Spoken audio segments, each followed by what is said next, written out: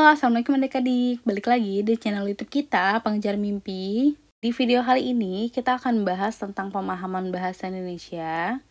Nah, sesuai yang materi batasan TPA itu, pemahaman bahasa Indonesia itu terdiri dari sinonim, antonim, ejaan kata, pemahaman wacana, dan pembendaharaan atau pengelompokan kata gitu.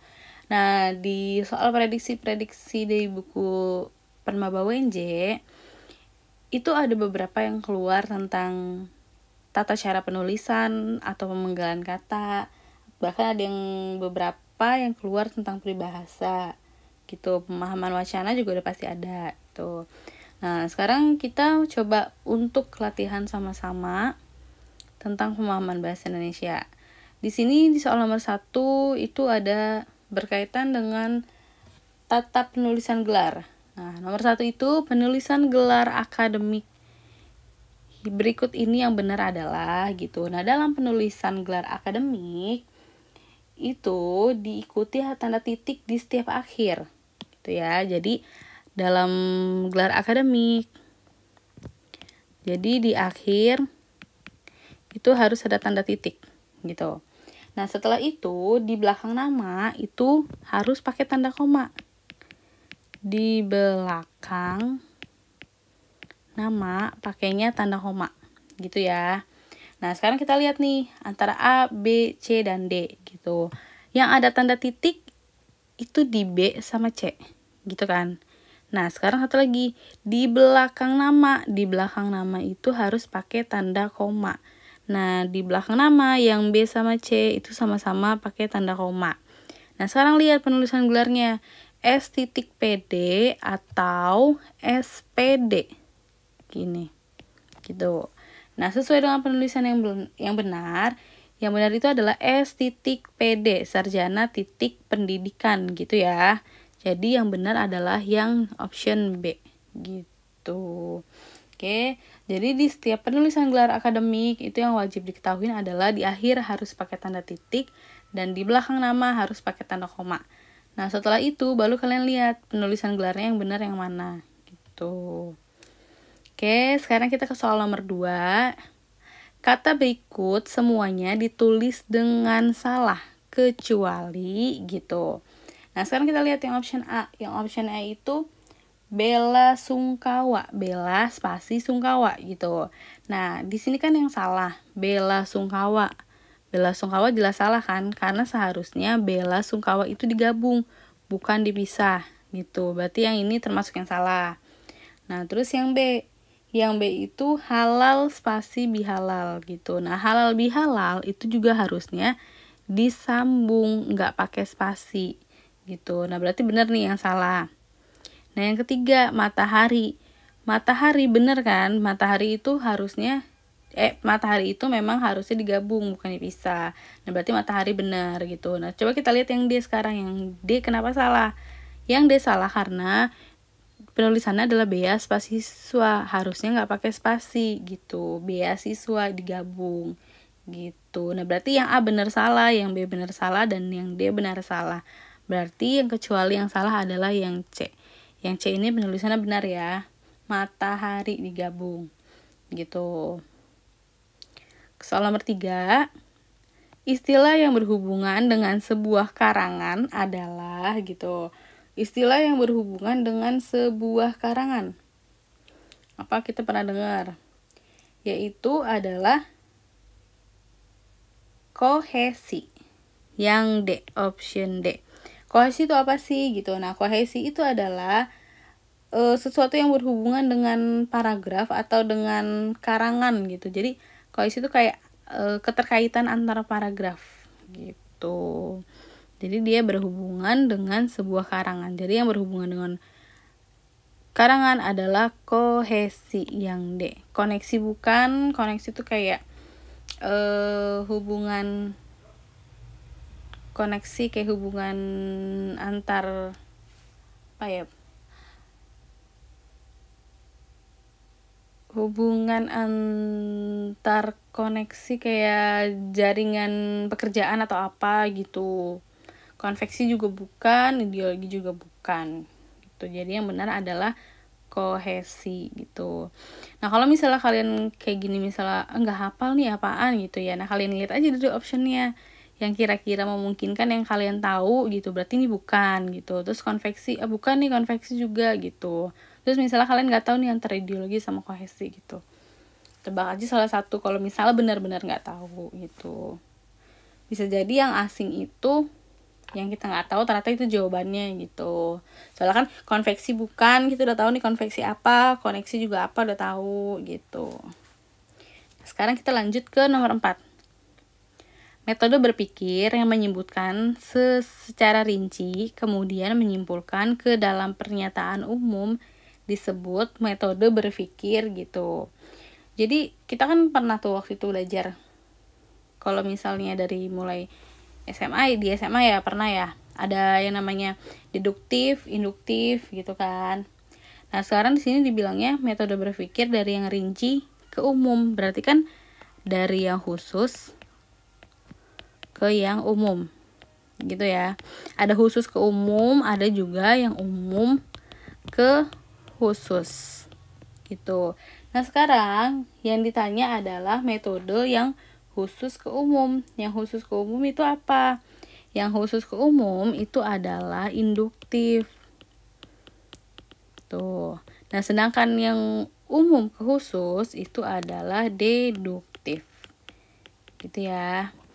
Jadi metode berpikir secara rinci yang menyimpulkan dari yang khusus ke yang umum, atau yang khusus itu kayak secara rinci ke yang umum, itu namanya metode berpikir induktif gitu. Nah sedangkan yang deduktif adalah yang umum ke khusus gitu. Kalau aktif beda lagi. Kalau informatif itu lebih kayak bersifat full informasi gitu kayaknya, informatif gitu. Berarti jawabannya tadi yang induktif ya. Oke, kita lanjut ke nomor 5. Di nomor 5, kata berikut yang menggunakan ejaan yang benar gitu. Masuk nih di kisi-kisi kan, ejaan yang benar. Nah kita harus lihat nih, yang efektif pakai P, terus yang B adalah atlet, izin, atau zaman gitu. Nah yang pertama yang A itu kan efektif, belakangnya pakai P. Ini salah ya, harusnya adalah efektif pakai F bukan pakai P. Nah yang B atlet itu salah, harusnya adalah biasa tulisannya atlet gitu. Nah yang C izin juga salah, bukan pakai J, harusnya adalah izin gitu. Nah yang benar adalah yang zaman, penulisannya benar zaman gitu ya. Di penulisan ejaan yang benar itu sama seperti penulisan kata baku atau tidak baku ya. Jadi ada kayak tabel sinonim antonim gitu, dia ada khusus untuk ejaan yang benar atau kata-kata baku. Nah kalian misalnya kalau belum tahu atau belum dapat tabel-tabel untuk ejaan yang benar atau kata baku, coba kalian nanti searching di Google gitu. Coba cari yang dalam bentuk PDF atau gambar gitu, tabel ejaan yang benar atau tabel kata baku dan tidak baku gitu. Nanti kalian coba baca-baca tuh. Nah ini ada di sana, di tabel kata baku dan tidak baku atau ejaan yang benar. Sekarang coba ke nomor 6. Nomor 6 itu adalah kalimat berikut adalah kalimat yang tidak lengkap kecuali gitu kan. Di sini carinya adalah kalimat yang tidak lengkap kecuali gitu.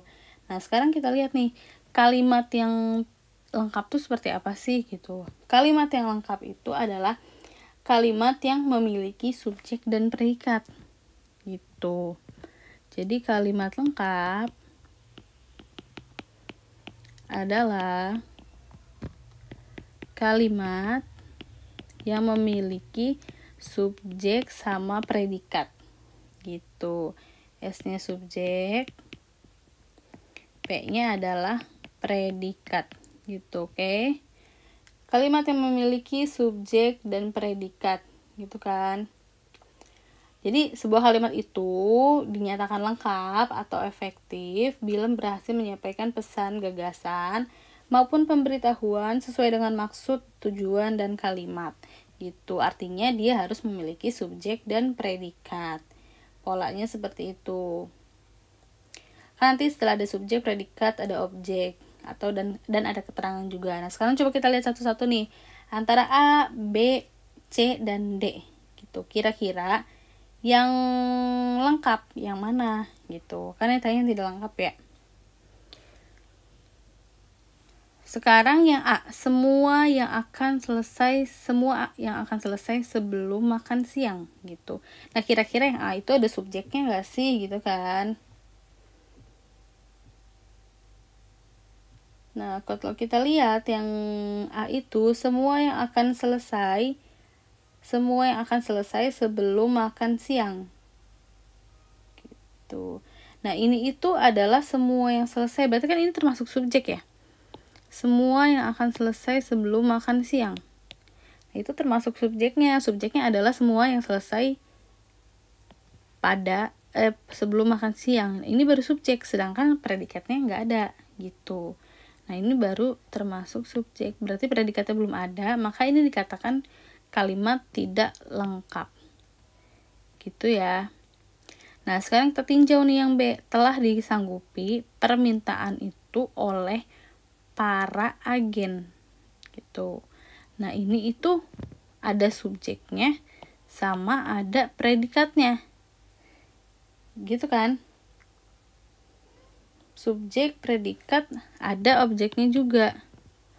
Telah disanggupi permintaan oleh para agen.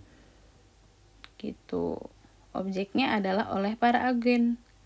Telah disanggupi permintaan subjek, predikat, objek gitu. Nah, yang B itu ada SPO-nya ya. Nah, sekarang coba kita lihat yang C. Yang C salah atau enggak gitu.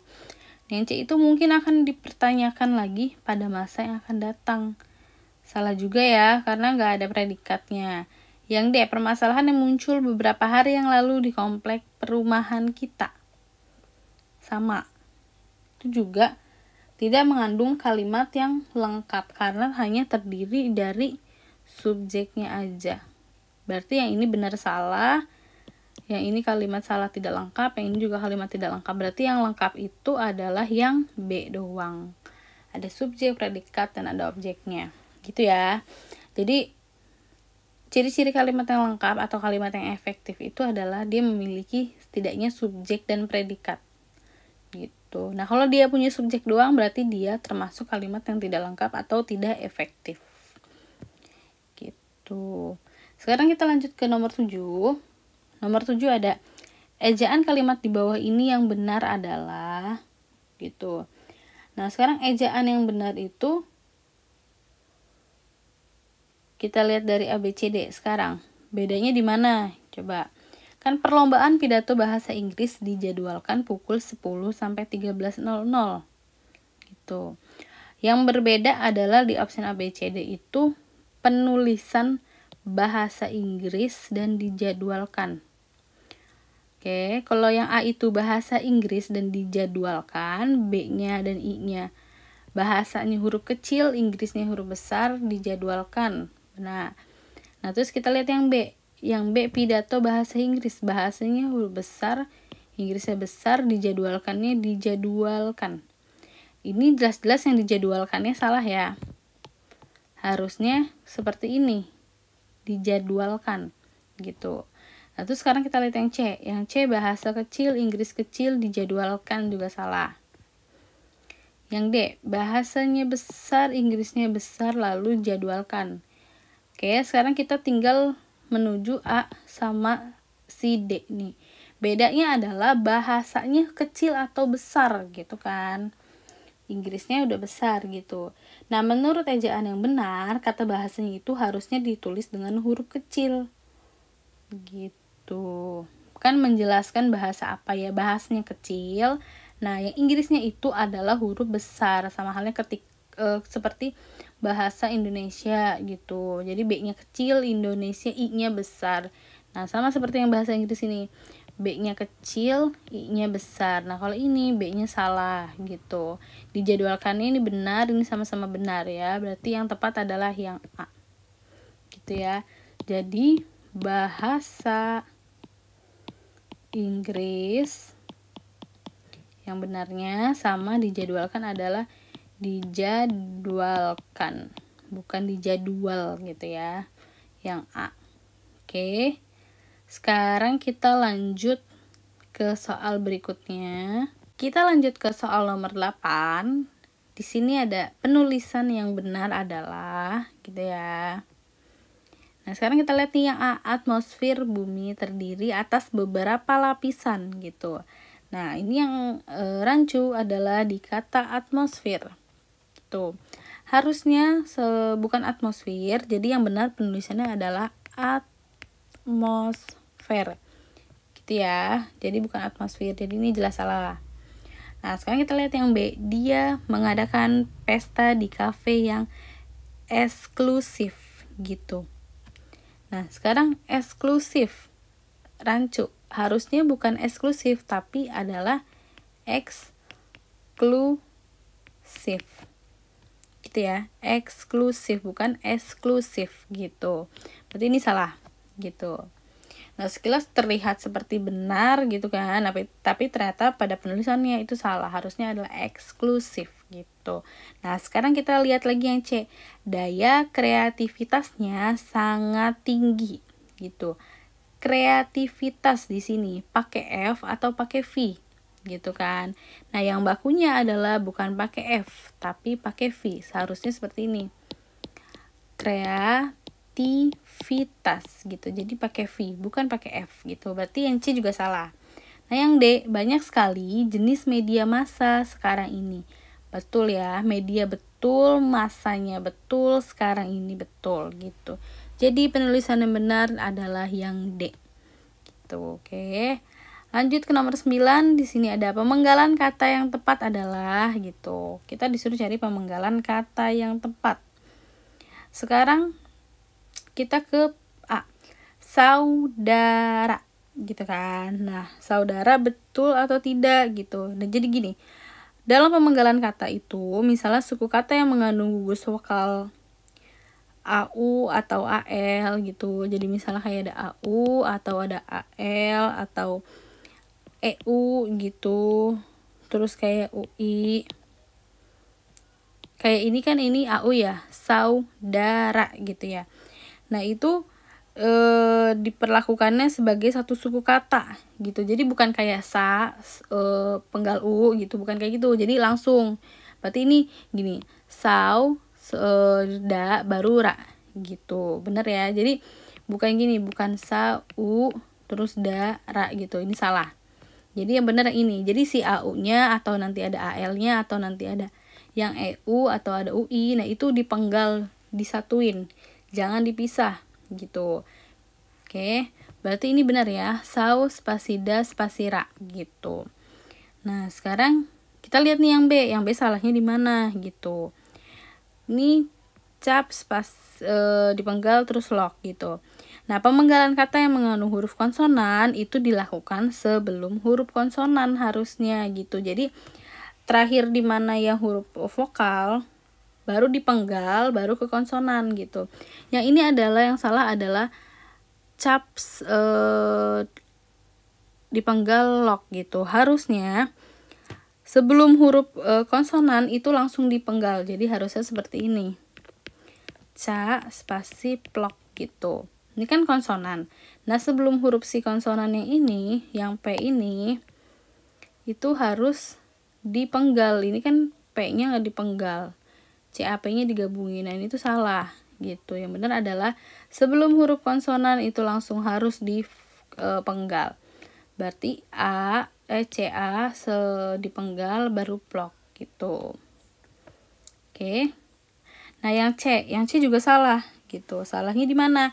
Kan tadi sebelum huruf konsonan itu harusnya dipenggal gitu. Yang ini benar ki, yang ini log. Sebelum huruf konsonan, sebelumnya kalau ada vokal jadi harus dipenggal gitu. Jadi harusnya yang benarnya adalah Q kilogram. Oke, gini. Jadi dipenggal sesuai dengan tatanan konsonan sama vokalnya gitu ya. Jadi setelah vokal terus setelahnya ada konsonan itu langsung dipenggal. Kayak ini kan, berarti ki setelah vokal kan ada konsonan nih L-nya. Nah, si ki-nya sampai berhenti di ki doang langsung dipenggal ke lo. Kan setelah ini vokal nih, O-nya. O-nya vokal, setelah itu ada konsonan nih yang G-nya. Berarti setelah O ini langsung dipenggal. Langsung dipenggal, yang ini ke gram langsung gitu. Oke. Nah, yang D instrumen gitu ya. Ins dipenggal, tru dipenggal, men dipenggal gitu. Nah, yang ini ya salahnya di mana gitu. Ini kan U setelah vokal ada konsonan dipenggal, yang ininya benar gitu. Yang salahnya adalah di ins-nya ini gitu. Jadi pemenggalan kata yang mengandung 3 atau 4 huruf konsonan berurutan di tengahnya. Nah, pemenggalannya itu harus dilakukan antara huruf konsonan pertama atau pertama dan kedua gitu. Jadi sekali lagi diulang ya. Jadi pemenggalan kata yang mengandung 3 atau 4 huruf konsonan berurutan. Nah, pemenggalannya harus dilakukan di antara konsonan pertama sama kedua gitu. Nah, yang si ins ini itu kan ada 3 huruf konsonan ya di sini. 3 huruf konsonan. Harusnya dipenggal 1 sampai 2 huruf konsonan. Gitu, konsonan gitu. Jadi seharusnya yang benar adalah kan 2 huruf konsonan, berarti in doang. Baru stru, baru dipenggal lagi jadi men. Instrumen gitu ya. Jadi bukan in spasi tru spasi men gitu. Karena jika ada 3 atau lebih huruf konsonan yang berurutan, itu harus dipenggal di huruf ke-1 dan kedua konsonan. Oke.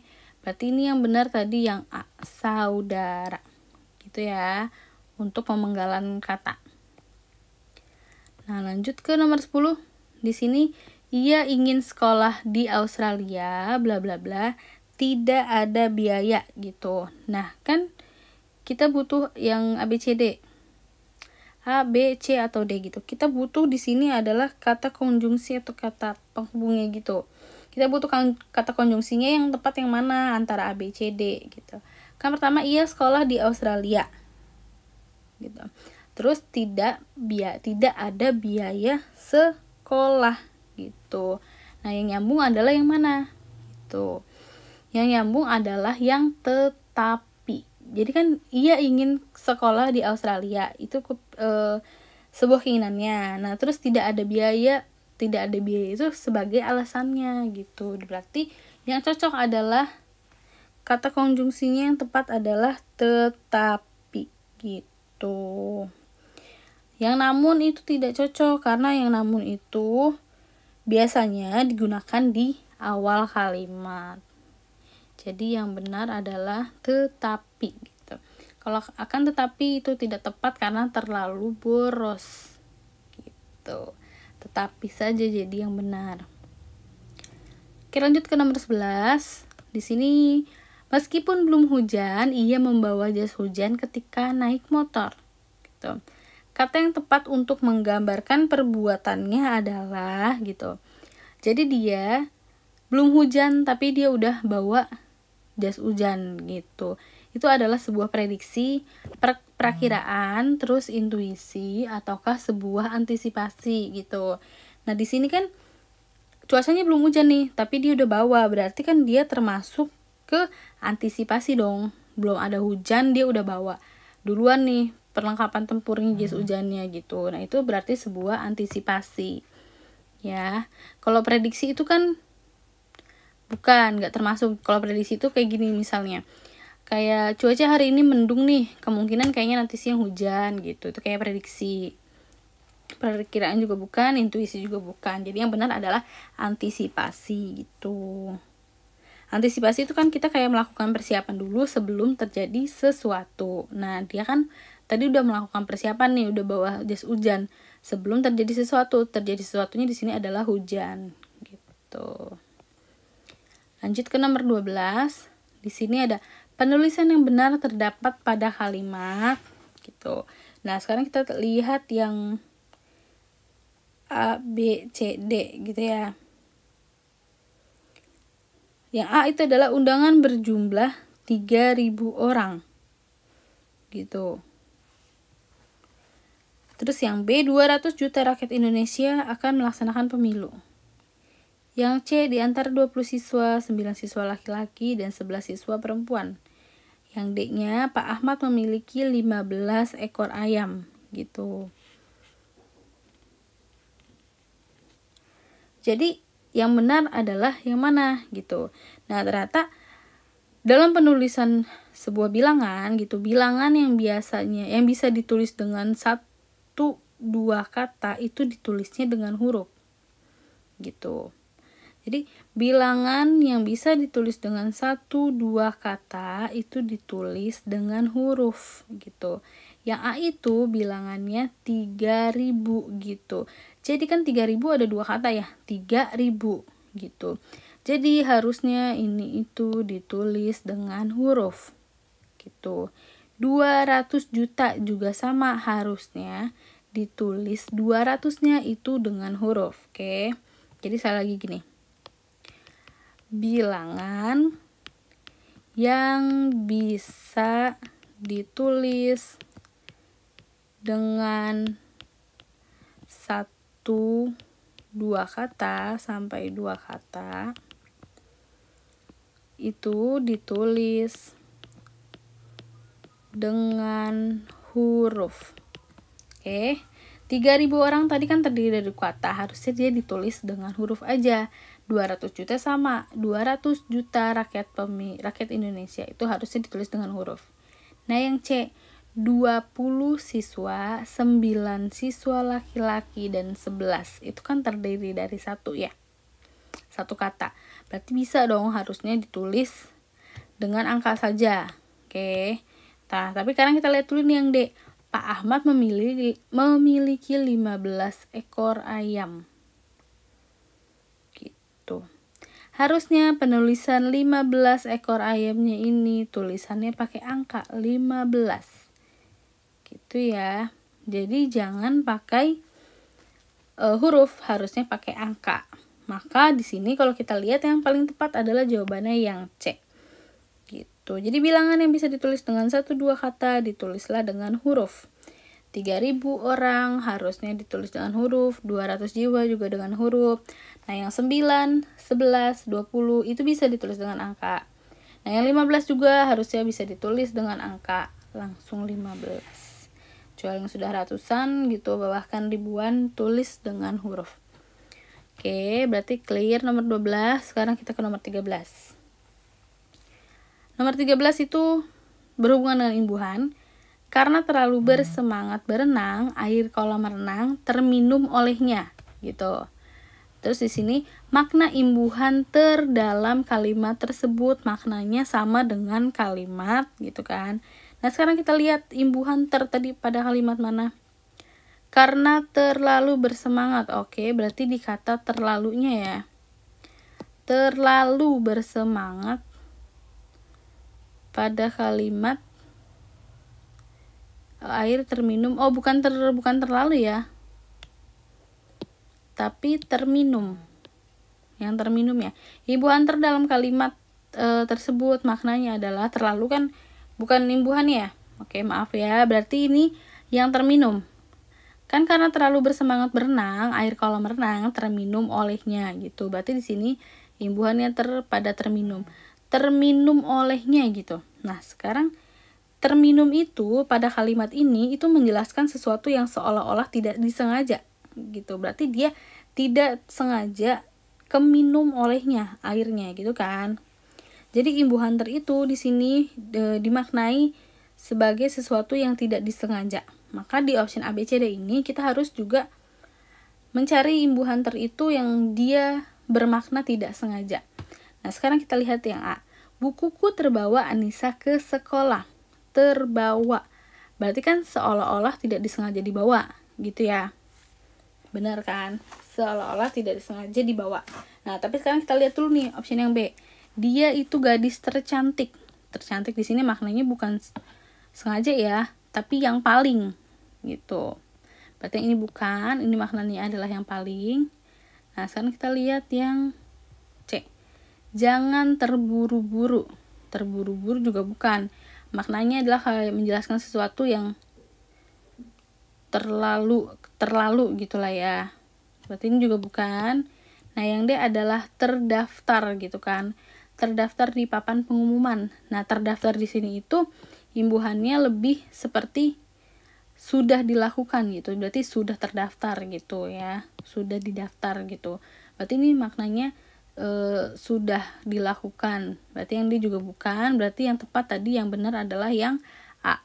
Terbawa Anissa ke sekolah. Jadi seolah-olah dibawa si Anissa ke sekolah. Makanya sama dengan terminum. Gitu. Nah, sekarang lanjut ke soal nomor 14. Penulisan kata yang benar. Nah, seperti tadi kan di awal ada soal yang seperti ini. Jadi, kalian harus cari dulu tabel penulisan kata yang benar atau tabel kata baku dan tidak baku gitu aja deh cluenya nyari di Google. Kalian print, nanti kalian coba dibaca-baca gitu. Nah, sekarang di sini kita lihat yang A, B, C, D gitu. Ada sintesa, sintesis atau standarisasi dan kwitansi gitu. Sintesis yang benar adalah bukan sintesa, tapi yang benar adalah sintesis. Sintesis benar. Berarti ini salah, ini salah. Berarti ini udah salah, ini udah salah. Ya. Lalu kita lihat standarisasi gitu. Standarisasinya benar ya. Sama-sama standarisasi, ini udah benar. Nah, yang terakhir adalah kwitansi atau kwitansi gitu. Pakai W atau pakai U gitu. Nah, yang benar menurut ejaan yang benar gitu atau menurut kata baku yang benar adalah pakai U. Kwitansi bukan W, kwitansi gitu. Jadi yang benar adalah yang D. Yang ini salah karena dia pakai W. Bukan pakai W tapi pakai U. Kwitansi. Gitu ya. Itu untuk penulisan kata yang benar atau yang menurut EYD. Gitu. Oke, lanjut ke nomor 15. Di sini ada singkatan berikut yang paling benar adalah kata singkatan. Yang A adalah S.D. sampai dengan. Gitu. Benar ya penulisan sampai dengannya. Yang ini benar. Lalu yang B TTD itu salah. Yang C itu D.A. Berarti kan dengan alamat ya. DA dengan alamat. Kenapa salah yang D? Karena harusnya setelah A-nya itu ada titik. Jadi D.A. sama seperti ini nih, sampai dengan. Sampai dengan ini tadi DA adalah dengan alamat. Yang ini salah ya. Harusnya ada titik ini. Nah, terus yang terakhir yang D itu CM. CM itu salah, seharusnya nggak pakai titik karena di satuan langsung aja sentimeter gitu, nggak pakai titik. Makanya ini juga salah. Jadi yang benar adalah yang option A, sampai titik dengan titik gitu. Atau nanti juga ada misalnya ini di surat atau di apa gitu ya, untuk beliau. Jadi ada U titik B titik, baru pakai titik ini. Ini adalah singkatan untuk beliau gitu, sama seperti yang sampai dengan dan DA dengan alamat gitu ya untuk singkatan. Sekarang kita lanjut aja ke nomor 16 di sini adalah kalimat yang benar adalah gitu kan. Nah, penulisan kalimat yang benar itu di sini perbedaannya adalah dengan penggunaan kata depan di. Jadi kita lihat option dari A, B, C, D. Bedanya adalah di sini di kejauhan disambung. Oke, satu lagi ada nampak. Di kejauhan dan nampak. Ini di kejauhan di-nya disambung, ya ini ada tampak. Ini di kejauhan digabung dan ini ada tampak. Di kejauhannya dipisah dan ini ada nampak gitu. Nah, sekarang kita lihat, ternyata di penulisan kalimat yang benar, harusnya itu kata depan di itu dipisah. Dan harus dipisah ya, kata depan di-nya. Berarti yang dipisah itu antara B sama D. Oke, antara B sama D yang dipisah.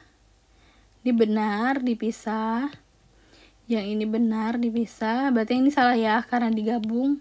Ini juga salah karena digabung gitu.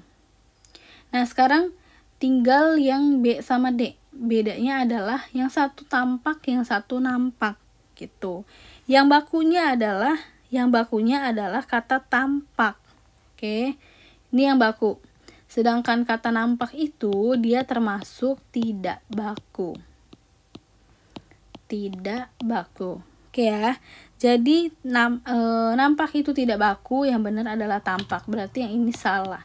Maka jawaban yang benar adalah yang B. Di kejauhan di-nya dipisah karena kata depan di, dan tampaknya itu kata baku. Betul. Berarti 16 adalah yang B. Oke. Lanjut kita ke nomor 17. Kata berakhiran an yang baku terdapat pada kalimat gitu.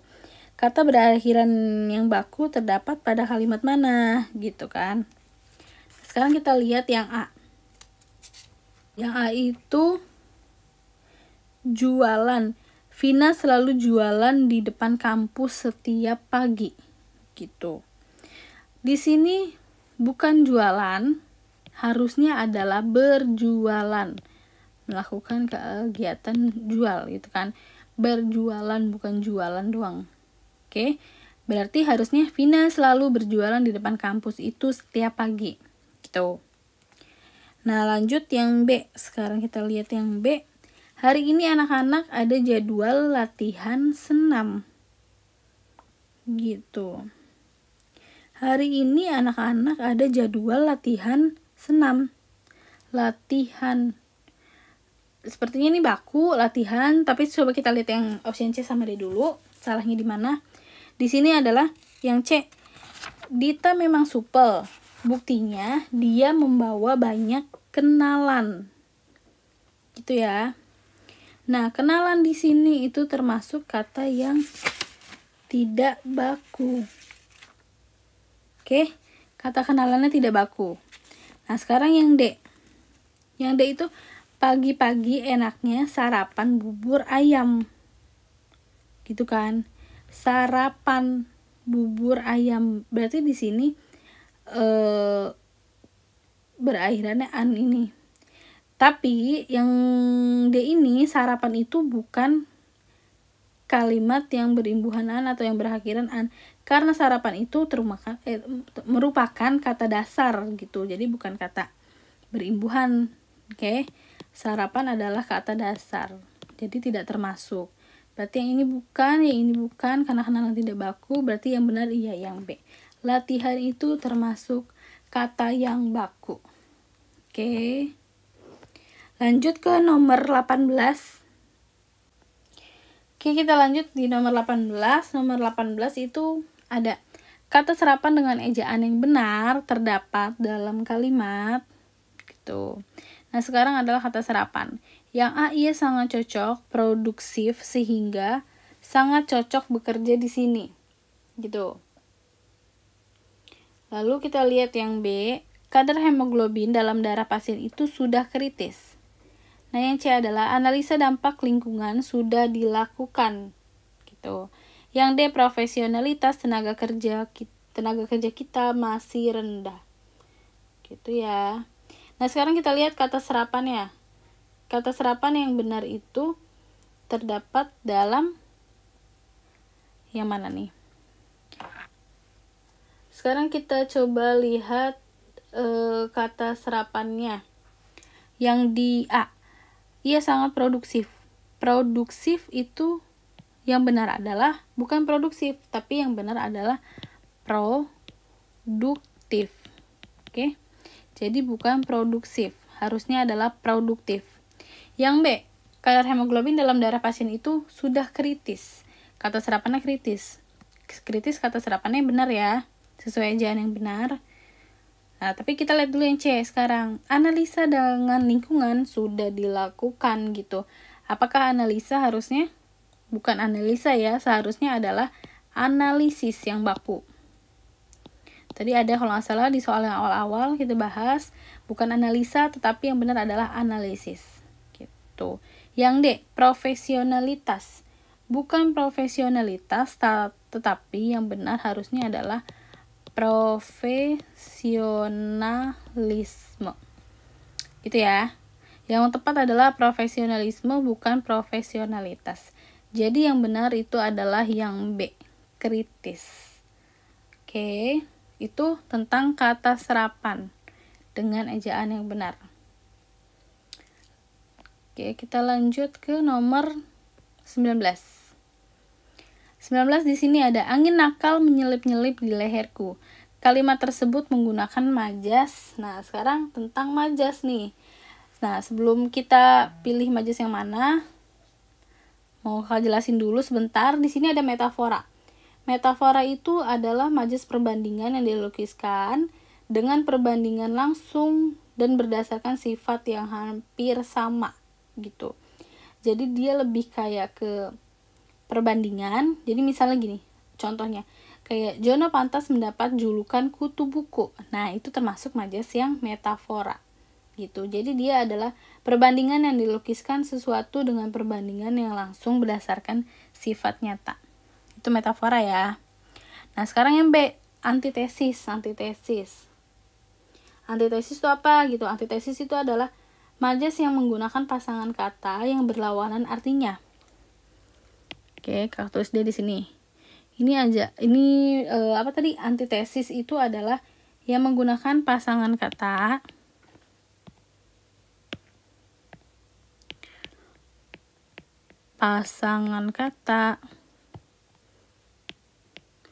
yang berlawanan artinya. Oke. Contohnya mungkin seperti ini ya.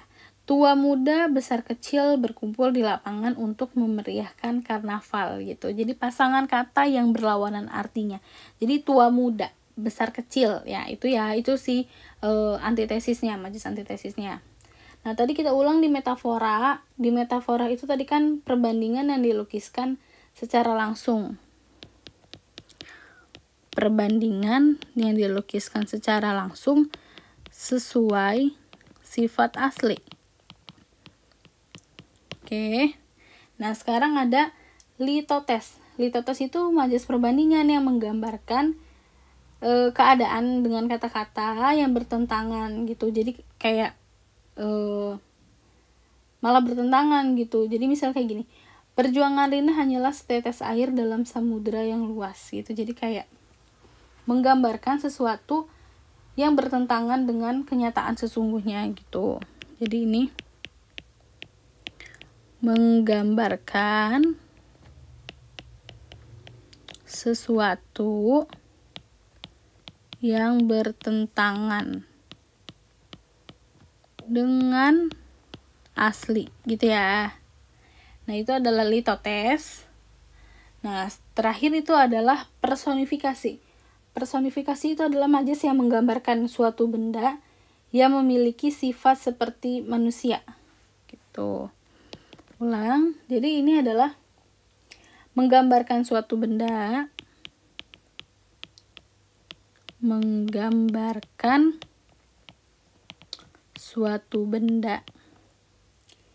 yang memiliki sifat seperti manusia gitu. Yang sifatnya seperti manusia. Oke. Nah, sekarang kita lihat tadi pernyataannya itu apa di kalimatnya. Angin nakal menyelip-nyelip di leherku gitu. Si angin menyelip di lehernya. Nah, kalau misalnya kita lihat dari tadi dari majas-majas ini, keempat majasnya, itu yang lebih cocok adalah yang personifikasi.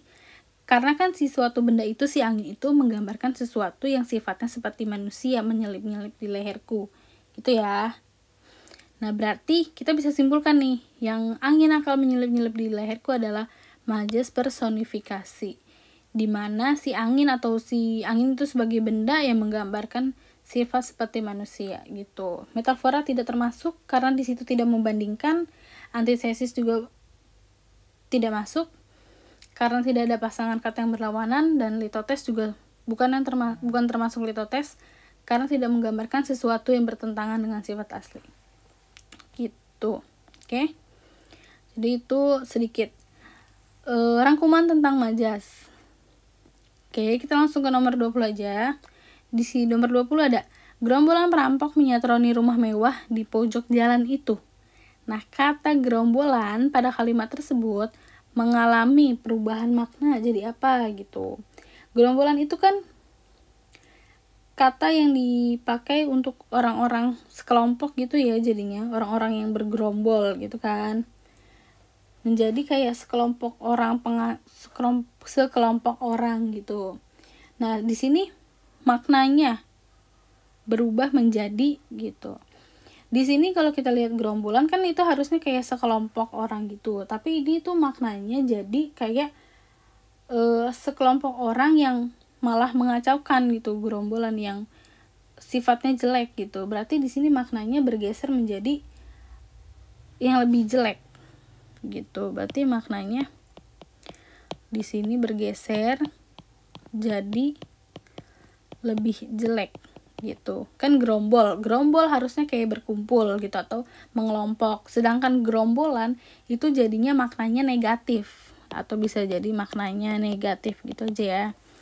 Nah, berarti di sini makna negatif ini bisa kita simpulkan menjadi perubahan makna peyoratif yang C gitu. Makna peyoratif itu adalah makna yang negatif gitu atau bergeser menjadi yang lebih jelek. Tuh. Sekarang di nomor 21, murid SMP Negeri 1 Banjar pandai-pandai. Kata ulang tersebut mempunyai makna yang sama dengan kata ulang gitu. Di sini kan makna kata pandai-pandai gitu ya. Pandai-pandai itu kan menunjukkan kayak pandai itu berarti kayak menunjukkan suatu kemampuan atau suatu kualitas gitu ya. Jadi murid SMP 1 pandai-pandai, jadi kualitasnya pandai gitu.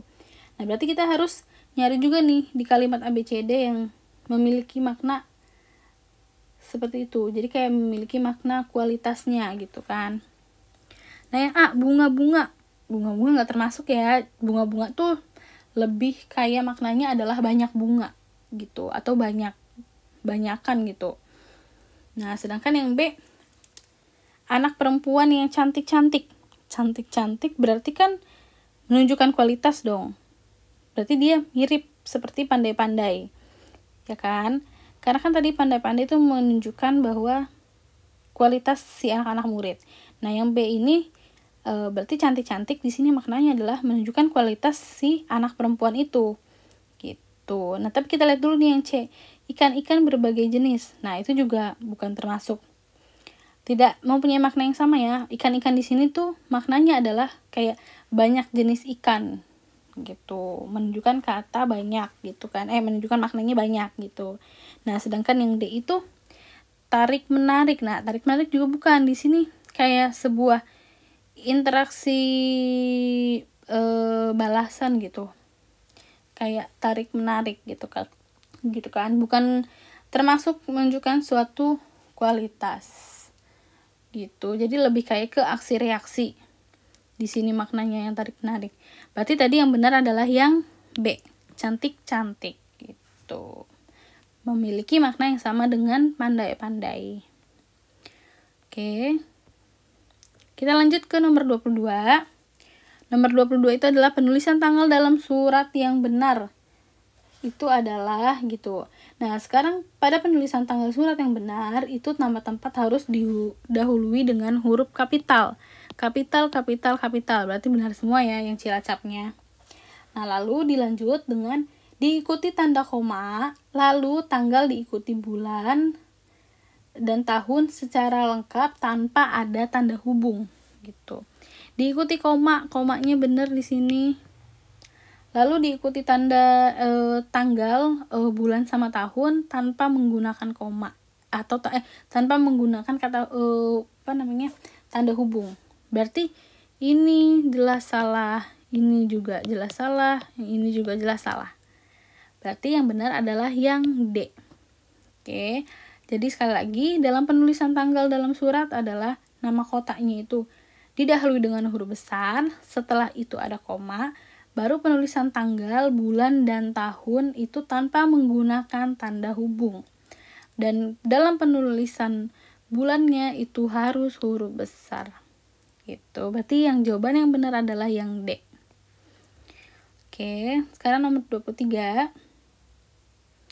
Nomor 23, penulisan partikel pun di bawah ini yang benar kecuali gitu kan. Yang benar kecuali yang A. Walaupun partikel pun gitu ya. Walaupun benar, ataupun benar, adapun benar, andai pun.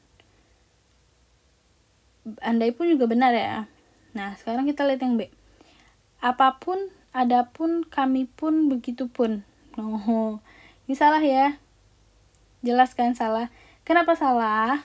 Karena di sini, dan di sini harusnya penulisan partikel pun ya, bukan seperti itu. Harusnya adalah dipisah. Jadi apapun gitu. Terus Anda pun, lalu harusnya kami spasi pun gitu. Oke, bukan seperti itu digabung gitu ya. Begitupun juga sama. Harusnya dipisah. Nah, lalu yang C di sini, bagaimanapun, biarpun, kendatipun, sekalipun, itu sama. Itu benar ya, harusnya digabung seperti itu. Yang D, meskipun juga benar, maupun juga benar digabung, sungguh pun juga benar, dan sekalipun juga benar digabung. Berarti yang salah itu adalah yang B. Adapun, anda pun, kami pun, kita pun gitu, itu tidak digabung, artinya dia dipisah. Jadi apa spasi pun gitu. Oke. Kita lanjut ke soal nomor 24. Di sini ada penulisan yang benar adalah gitu. Kita lihat nomor 24, catur warga. Gitu. Penulisan yang benar. Gabungan kata yang salah satu unsurnya tidak dapat berdiri sendiri atau ditulis serangkai tanpa tanda hubung. Yang benar adalah catur warga. Catur warga itu harusnya bukan huruf besar ya. Catur spasi warga gitu. Nah, yang B itu reduplikasi. Reduplikasi itu harusnya tetap digabung, bukan pakai tanda hubung seperti ini. Jadi langsung aja reduplikasi. Nah, yang C antar provinsi. Antar provinsi benar kan, harusnya seperti itu digabung. Tapi kita lihat yang dulu, semi formal. Semi spasi formal harusnya dia bukan digabung, bukan dipisah tapi digabung. Jadi gini, semi formal gitu ya. Jadi dia tidak pakai spasi. Jadi yang benar adalah yang antar provinsi benar digabung, tidak pakai spasi. Lanjut nomor 25, di sini ada Ina tidak pergi ke pesta ulang tahun Silvi karena sakit. Kalimat tersebut menggunakan keterangan gitu. Nah, di sini kata sakit berarti keterangan kan kata sakit. Nah, itu menunjukkan apa?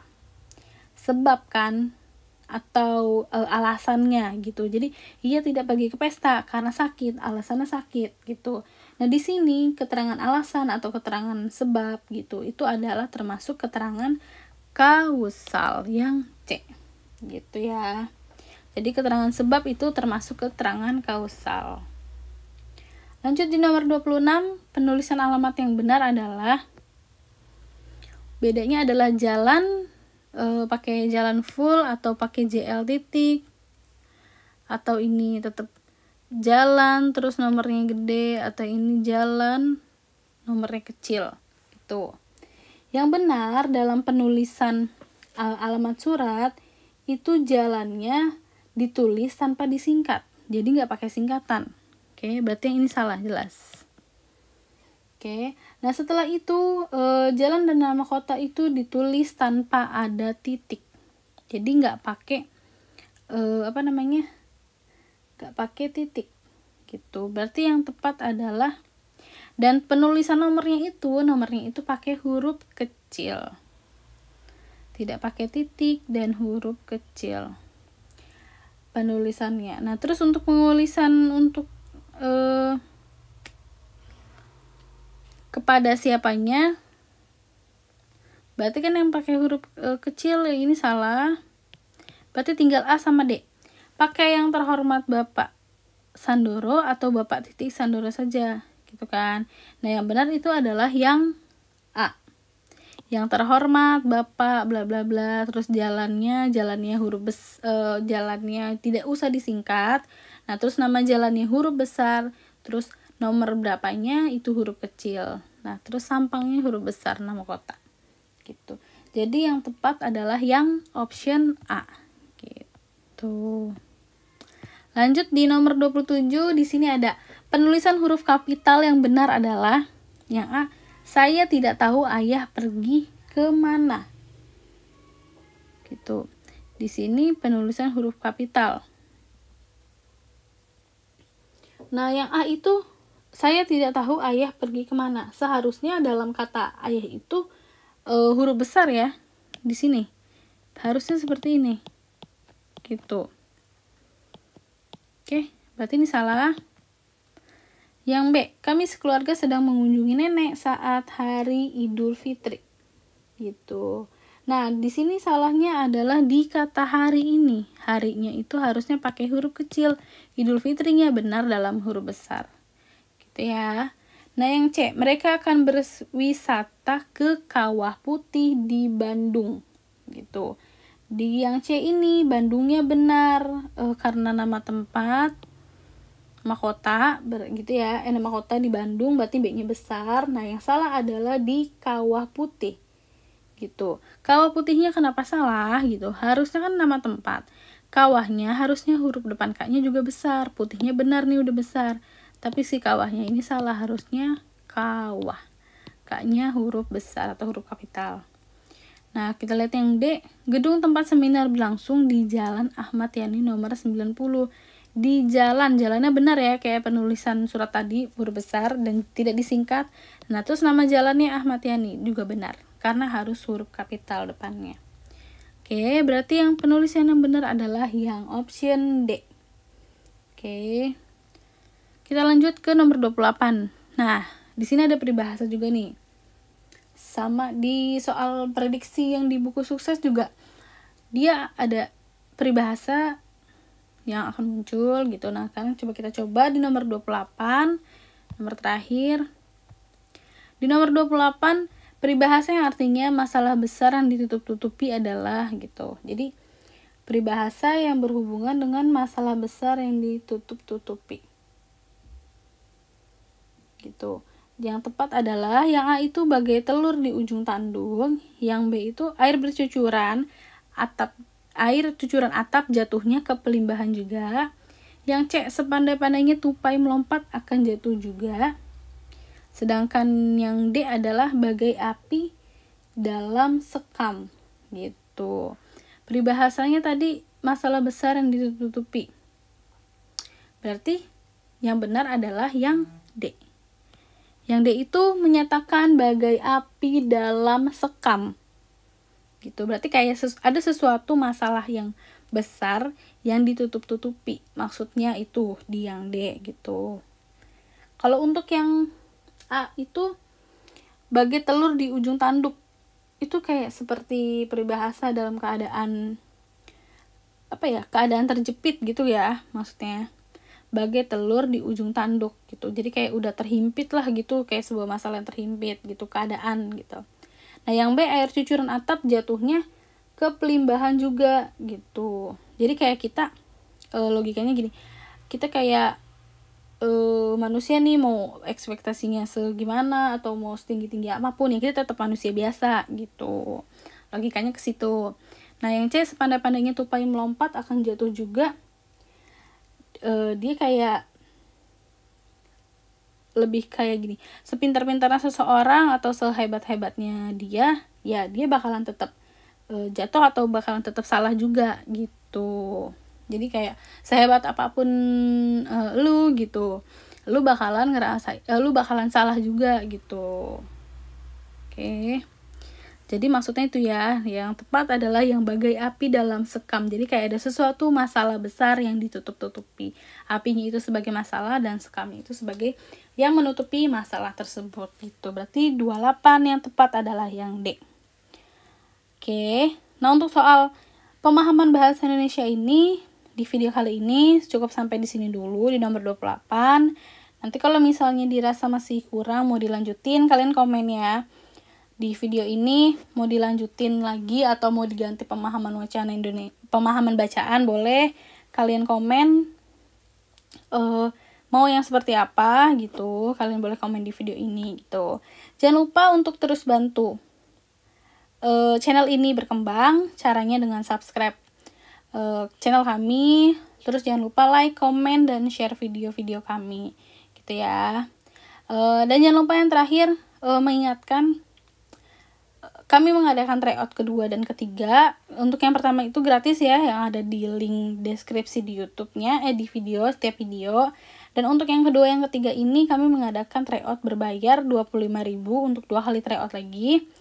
Tryout untuk apa sih Kak gitu? Tryout itu sebenarnya untuk mengetahui sejauh mana sih kemampuan kalian atau persiapan kalian gitu kan. Karena kan nanti skornya kalian bisa tahu sendiri hasilnya berapa gitu kan, langsung keluar. Nah, itu untuk sebagai bahan acuan kalian aja, kalian udah sampai sejauh mana persiapannya gitu. Terus kira-kira materi apa lagi yang dari soal-soal itu kalian yang belum bisa atau yang kalian belum kuasai gitu. Jadi kalau misalnya kalian mau daftar tryout, bisa langsung aja ke WhatsApp yang ada di deskripsi setiap video. Kalian bisa WhatsApp ke kakak-kakaknya, nanti akan dikirimin persyaratannya bagaimana untuk mengikuti tryout gitu ya. Nanti akan dimasukkan ke grup tryout bersama gitu. Oke, jadi bagi yang mau ikut tryout masih bisa langsung aja chat ke kakaknya gitu. Oke, kalau gitu untuk video pemahaman bahasa Indonesia ini sampai di sini dulu. Kalau ada yang mau dilanjut atau mau diganti pemahaman yang lain atau pembacaan, kalian komen aja mau yang seperti apa gitu. Oke, kurang lebihnya untuk video kali ini mohon maaf kalau misalnya banyak yang salah atau salah pengucapan dan segala sebagainya gitu. Dan sampai jumpa di next video. Tetap terus belajar, tetap terus latihan, dan jangan lupa untuk tetap terus berdoa. Oke, sampai di sini dulu video kali ini. Wassalamualaikum warahmatullahi wabarakatuh.